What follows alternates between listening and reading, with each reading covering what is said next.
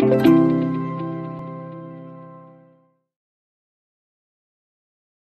말씀은 잠언 말씀 우리 35번째 시간입니다. 여호와를 의지하라.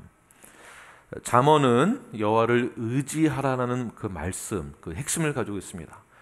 여호와를 의지하기 위한 그 마음에는 여호와를 경외하는 그 마음을 가져야만 의지할 수 있는 것이겠죠. 그래서 잠언의 핵심 주제는 여호와를 경외하라라는 것이 핵심 주제입니다. 여호와를 경외하기 위해서 필요한 것은 무엇일까요? 바로 하나님께서 주시는 지혜입니다. 지혜와 명철. 잠언 말씀은 375개의 단문으로 되어 있는 내용을 모아서 모아서 만들어 놓은 성경입니다. 이 말씀은 같은 내용이 반복적으로 이루어지고 있습니다. 반복적으로 이루어지고 있다는 것은 그만큼 중요한 내용이 있다는 것이겠죠. 그것이 바로 여호와를 경외하라. 이어서 나오는 말이 지혜와 명철이에요. 지혜와 명철. 지혜와 명철이 얼마나 중요한지를 오늘 본문에서도 다시 한번 강조하고 있는데요. 16절 말씀을 우리 함께 읽겠습니다. 시작. 지혜를 얻는 것이 금을 얻는 것보다 얼마나 나은고 명철을 얻는 것이 은을 얻는 것보다 더욱 나으니라. 아멘. 자, 여러분, 금과 은이 우리에게 필요하긴 합니다. 그렇다고 해서 금과 은이 나의 삶의 최고의 우선순위로 두어서는 결코 안 됩니다. 자, 그렇다면 만약 누군가가 나에게 금과 은을 무료로 언리밋으로 나눠준다고 한다면 여러분 어떻게 하시겠습니까? 지혜보다 금을 더 좋아하는 분들은 아마 밤을 새워가면서더라도 끝까지 이 금을 가지고 오기 위하여서 발버둥 칠 것입니다. 어떤 힘이 드는 일이 있다 할지라도 이 금을 얻기 위하여서는 힘든 내색하지 아니하고 불평하지 아니하고 그 금과 은을 얻기 위하여서 모든 것을 다 하려고 하는 그 마음으로 쟁취하고자 할 것입니다. 그러나 오늘 본문에서 말하고자 하는 것은 지혜를 얻는 것은 금을 얻는 것보다 낫다라고 말씀하고 있습니다. 명철을 얻는 것이 은을 얻는 것보다 더 낫다라고 말씀하고 있습니다. 왜 그럴까요? 그 어떤 금과 은보다 왜 지혜가 더 귀하다라고 말하고 있는 것일까요? 왜 우리는 이 지혜를 붙잡아야 합니까? 바로 지혜는 무엇이냐면 하늘과 땅에 있는 모든 것을 뜻하고 있는 것입니다. 지혜는 하늘과 땅에 있는 모든 것의 지혜를 말하고 있는 것이에요. 다시 말해서 이러한 지혜는 명철이고요. 이 명철은 이 세상의 모든 것의 이해력과 통찰력을 뜻하는 것입니다. 이것이 지혜예요. 하나님 우리에게 주시는 지혜. 자, 그렇다면 금을 쟁취해서 얻는 것보다 모든 이 세상의 모든 것의 지혜를 이해력과 통찰력을 얻는 것이 더 좋은 것 아니겠습니까? 이러한 지혜가 있으면, 그냥 아주 쉽게 표현한다면 이러한 지혜가 있으면 돈을 버는 것도 쉽겠죠. 더 안정적이겠죠. 더 나아가서 무엇이 우선인지를 더 판단할 수 있고 우리 인생의 평화 안식을 더 많이 누릴 수 있습니다. 그런데 돈은 많은데 만약 지혜가 없다고 한다면, 명철이 없다고 한다면, 돈은 많은데 품격이 없다고 한다면, 그것은 뭐냐 하면 돈이 주고자 하는 것이 있거든요. 돈이 주고자 하는 그 헛된 것이 무엇이냐면 잘못된 자부심이에요. 부정적인 자부심, 죄악된 자부심, 헛된 자부심입니다. 이것이 돈이 주는 것이에요. 그러니까 돈만 많고 지혜가 없다. 그러면 헛된 자부심에 가득 차서 교만이 먼저 앞서게 되는 것입니다.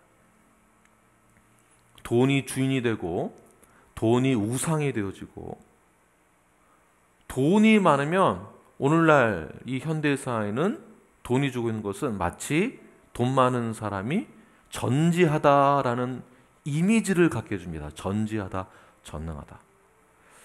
이 현대 사회는 소비 문화가 발달되어 있잖아요.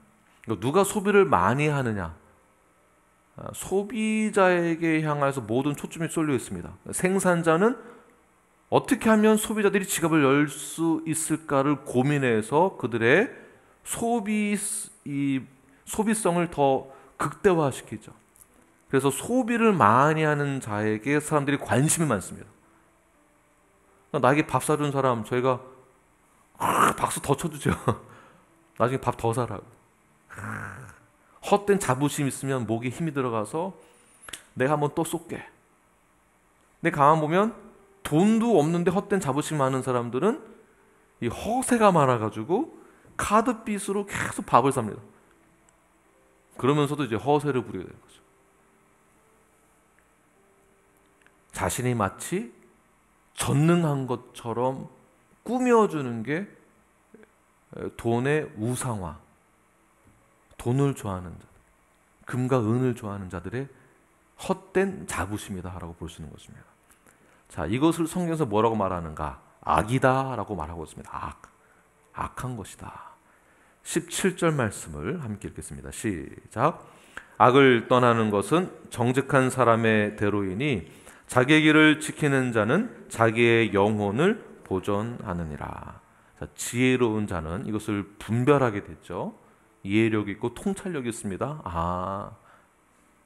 잘못된 거짓된 그러한 자부심, 허세는 아무런 유익이 없구나, 무익하구나. 지혜로운 자예요. 그러한 자들은 악에서 어떻게 한다고요? 떠난다. 악에서 떠날 줄 아는 거예요. 악에서부터 등을 돌리는 것입니다. 자, 보십시오. 하나님은 선하신 분이십니다. 그 선하심으로 우리는 그 선하심의 영향을 받으면 우리는 변화를 받습니다. 자, 악 또한 영향을 우리에게 주게 되면 우리는 그 영향을 받아 그 악으로도 사람이 변하게 되는 거죠. 다시 말해서 악에도 힘이 있다는 것입니다. 근데 우리를 모두가 다 죄인이다 부르고 있고 우리 모두에게 원죄가 있다고 말을 하는데 그 원죄가 무엇일까요? 어려운 거는 일단은 나중에 생각하고, 그 누구도 태어난 갓난 아이에게 가르쳐 주지도 않았는데 아이들이 자라면서 자신도 모르게 속에서 나오는 것은 무엇일까요? 자기가 살고자 하는 그러한 의지로 인하여서 나타나는 자기 교만도 있고요, 자기 중심적인 것, 이기적인 것이 있고요, 점점 사물을 보고 비교하게 되면서부터 시기 질투심이 생기게 되죠. 시기 질투심은 악의 시작입니다. 시기 질투는 악의 대명사라고도 볼 수 있습니다. 그러므로 우리는 악의 영향력 그 안에 있다라고 보는 거예요. 우리 언제나 그 악의 영향력 그 안에 있음으로 인하여서 우리가 하나님의 선한 영향을 받아서 이 악을 끊고 돌아서서 가야 되는데 우리가 그 악의 영향력 안에 있기 때문에 항상 넘어지기 쉽다라는 것이죠. 넘어지기가 쉽습니다. 그래서 하나님이 맺어주신 것이 무엇이냐면 그 악의 영향력에서부터 벗어날 수 있도록 동역자를 붙여주신 거예요. 동역자. 그 동역자가 누구일까요? 바로 우리 교회입니다. 교회 공동체, 믿음의 공동체. 이 공동체가 중요하고요. 그래서 가정도 주셨고 우리 믿음의 공동체도 주셨고 우리 안에 성령님이 계시지만 우리 동역자인 옆 사람에게도 성령님이 계시죠. 그래서 서로 동역하여서 좌절하고 힘이 들고 악의 영향력 아래 있을 때에 쉽게 넘어질 수 있는 부분에 있어서 옆에서 도와주는 거예요. 말씀을 다시 한번 깨닫게 해주고 권면해 줌으로 인하여서 다시 돌아오게 되는 것입니다. 그래서 악에서 떠나서 돌아오는 것, 악에서 등을 돌리는 것이 얼마나 중요한지를 모릅니다. 그러므로 우리는 우리가 가야 할 그 올바른 그 길, 정도를 가야 하는 것이며, 우리가 어긋나는 그 길에서부터 벗어나서 나 스스로를 지키고 우리 공동체를 지키는 그런 마음을 가지고 사명을 다해야 하는 것입니다. 교회를 이렇게 지키는 거예요. 건물을 지킨다는 뜻이 아니라. 그러므로 우리는 이 지혜를 구하여서 올바른 것을 옳게 분별할 줄 아는 것이 우리에게서 가장 중요한 것입니다. 18절 말씀 읽겠습니다. 시작. 교만은 패망의 선봉이요 거만한 마음은 넘어짐의 앞잡이니라. 그렇다면 우리는 무엇을 지혜를 지키기 위해서 무엇을 버려야 하는가? 교만한 마음을 버려야 합니다. 그래서 교만을 먼저 말하고 있지만 한번 자세히 보십시오. 교만은 패망의 선봉이다. 다시 말해서 패망하는 사람들을 보게 되면 무엇보다 앞에 있는 것에 의하여서 패망하게 된다라는 말이거든요. 이것보다 앞에 있는 것에 의해서 보면 교만이 나보다 앞서 있으면 패망하게 된다. 교만이 하나님보다 앞서 있으면 패망하게 된다라는 뜻으로 해석할 수 있을 것입니다. 저의 해석이. 다시 말해서 우리의 삶 가운데 내 앞에 말씀보다 교만이 앞에 있으면 반드시 패망한다라는 것이에요. 내 앞에는 말씀만 있어야 됩니다. 말씀만. 내 앞에는 오직 예수 그리스도만 있어야 하는 것이에요. 그 앞에 무엇이 있으면 안 된다라는 것입니다. 교만뿐만이 아니라 다른 어떠한 것도. 결국 우리의 삶에 주님의 말씀이 먼저 세워지지 않는다면 그의 삶은 겉으로는 굉장히 좋아 보이나 결국 패망의 길로 걸어가는 것과 똑같다. 금과 은을 쫓는 순간, 교만이 나를 이끌고 가는 순간 반드시 패망하게 된다. 사랑하는 뉴라이프 여러분, 그 어떠한 것보다도 주님이 나의 삶을 인도하는 것이 우리가 바라보아야 할 것입니다. 내 앞에는 오직 주님만이 앞에 있어야 하는 것입니다.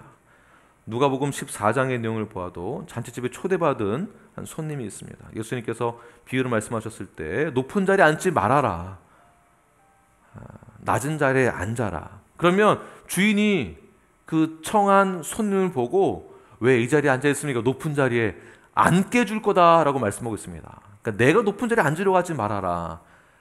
하나님보다 먼저 가려고 하지 말아라. 말씀보다 먼저 앞서려 가지 말아라. 누가복음 14장 11절 보게 되면 무릇 자기를 높이는 자는 낮아지고 자기를 낮추는 자는 높아지리라 라고 말씀하고 있습니다.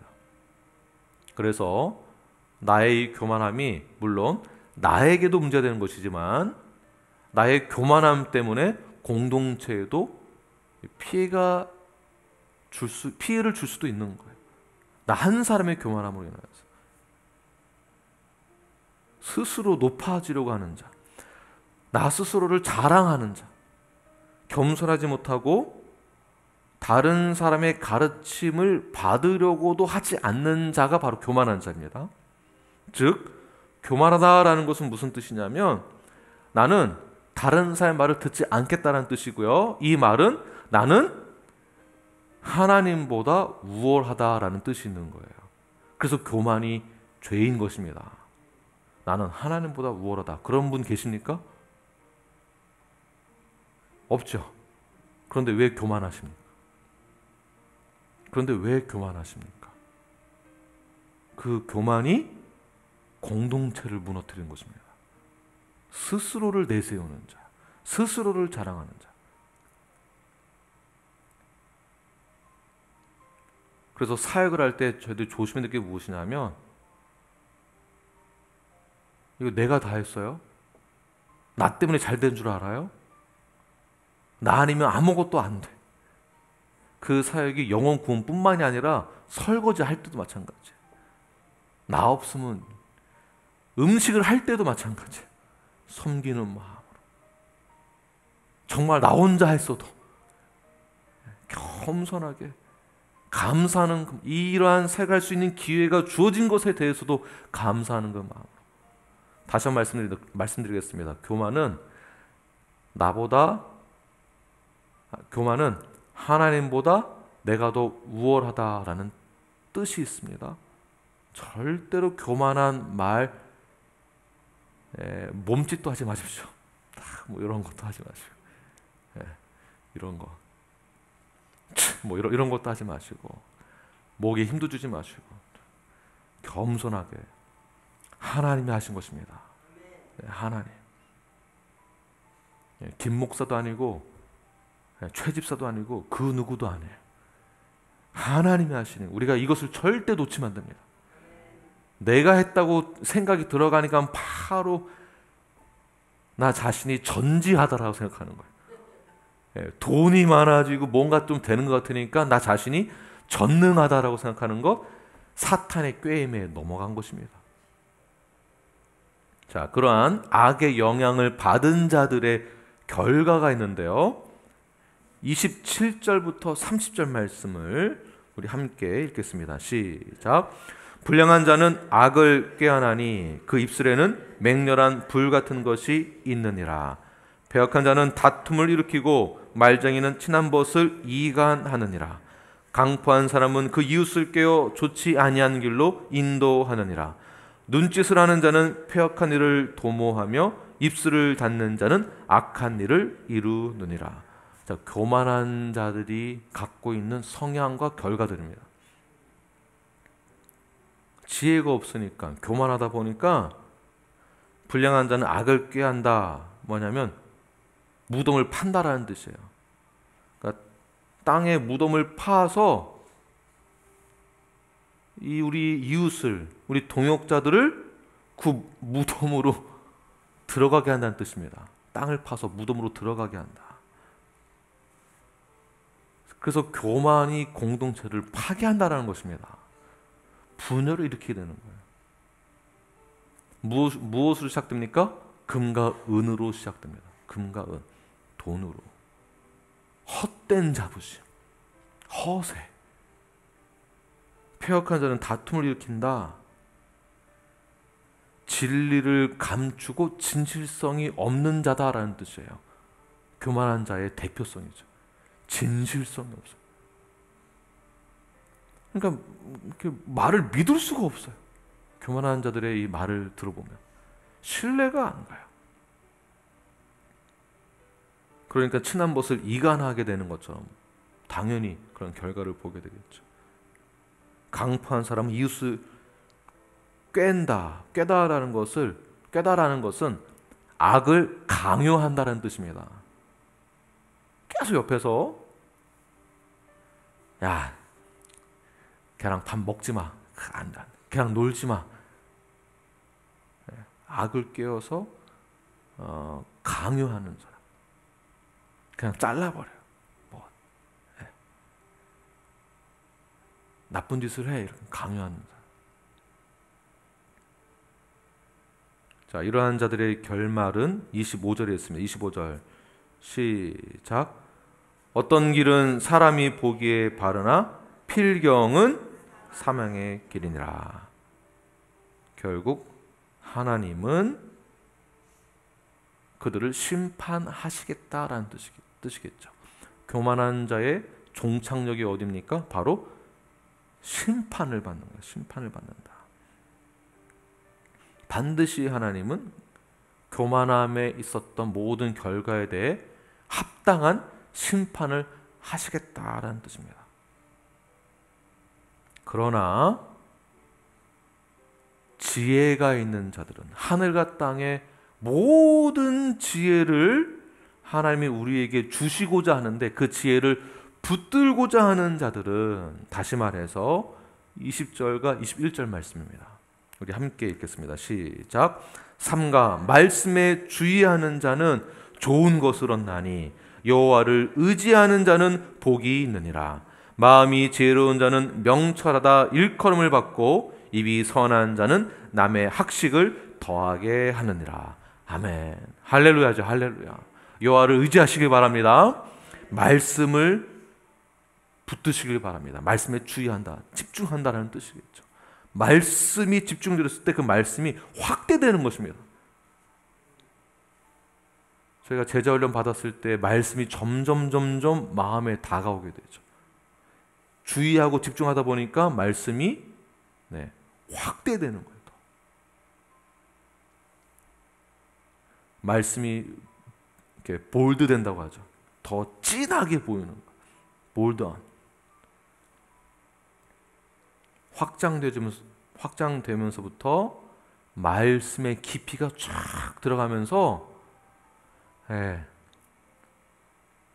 우리 조준우 목사님 아버님도 목사님이신데 처음에 예수님을 믿었을 때 말씀을, 성경을 읽으면서 그 성경이 성령님이 눈을 뜨게 해주셔가지고 말씀이 들어오는데 복음을 이 성경에서 깨닫게 된 거예요. 너무 감동이고 기쁨이 돼가지고 기도원에서 그 눈밭에서 성경을 껴안고 떼굴떼굴 굴르셨대요. 너무 감격이 되고 감동이 되어서. 근데 말씀을 모르면서 복음을 이해했다? 말이 안 됩니다. 성경을 모르면서 하나님을 내가 안다, 누군지도 모르는 사람에게 기도를 한다, 예배를 드린다? 가짜 신앙입니다. 가짜 신앙인, 가짜 성도. 그래서 출석교인만 하는 성도가 우리에게 있어서는 7위의 대상이다라고 보는 거예요. 이 7위는 들어오세요. 우리 말씀을 보십시오. 제대로 신앙생활 하십시오 라고 말을 꼭 전해야 할 대상자다라고 보는 거예요. 말씀에 주의하시길 바랍니다. 나의 삶에 항상 말씀이 먼저가 되어야 합니다. 나보다 말씀이 앞서는 자는 말씀이 나를 이끌고 가기 때문에 지혜와 명철이라는 큰 복을 얻게 되는 것입니다. 그 복을 받으십시오. 그리고 그 복을 누리시기를 바랍니다. 반드시 여호와를 경외하는 자는 어떠한 금과 은이 나게 주어진다 할지라도 그 유혹에 넘어지지 아니하며 우리는 항상 지혜로운 자로서의 분별력을 가지고 이 세상에서 빛의 역할을 잘 감당할 수 있게 될 것입니다. 여호와의 지혜를 붙드십시오. 가장 우선순위가 무엇인지를 깨달으시길 바랍니다. 기도하겠습니다.